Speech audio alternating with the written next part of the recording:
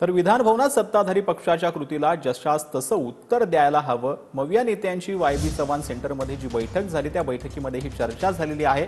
विरोधी नेत्याला टार्गेट केलं जात असेल तर मविया एकत्र येऊन लढणार। मवियाच्या बैठकीमध्ये तिन्ही पक्षांच्या एकजुटीचा निर्णय घेण्यात आलेला आहे। सभागृहात एकजुटीनं लढा, आपली संख्या कमी समजू नका, असं शरद पवार यांनी या बैठकीत म्हटलं। तर मवियाच्या बैठकीमध्ये आज काय झालेलं आहे ते आपण पाहतो आहोत। विधान भवनात सत्ताधारी पक्षाच्या कृतीला जशास तसं उत्तर द्यायला हवं अशी भूमिका जी आहे ती मवियाच्या बैठकीत ठरली आहे।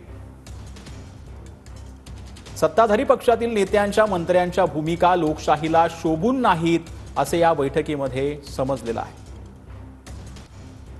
सत्ताधाऱ्यांना त्यांच्याच भाषेत उत्तर देणं गरजेचं असल्याची देखील भूमिका या बैठकीमध्ये मांडण्यात आली आहे। तर भास्कर जाधव, आदित्य ठाकरे तसंच विरोधातील एक नेत्यांना सत्ताधारी टार्गेट करत आहेत अशी देखील भूमिका आणि चर्चा जी आहे त्या मवियाच्या बैठकीमध्ये झाली। तर विरोधातील नेत्याला टार्गेट करण्याचा प्रयत्न होत असेल तर मविया नेते एकत्र येऊन लढणार असल्याची देखील भूमिका या बैठकीत ठरली आहे। मवियाच्या बैठकीत तिन्ही पक्षातील नेत्यांचा निर्णय जो आहे तो यामध्ये घेण्यात आलेला आहे। सभागृहात एकजुटीनं लढा, आपली संख्या कमी समजू नका, असं वक्तव्य जे आहे त्या बैठकीमध्ये शरद पवार यांनी केलं।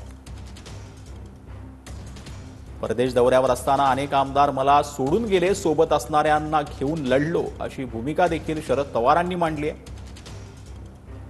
तुमची आताची संख्या जास्त आहे, तुम्ही हे एकजूट दाखवा आणि जनतेचे प्रश्न मांडून लढा, असं देखील शरद पवार यांनी आपल्या बैठकीमध्ये म्हटलेलं आहे।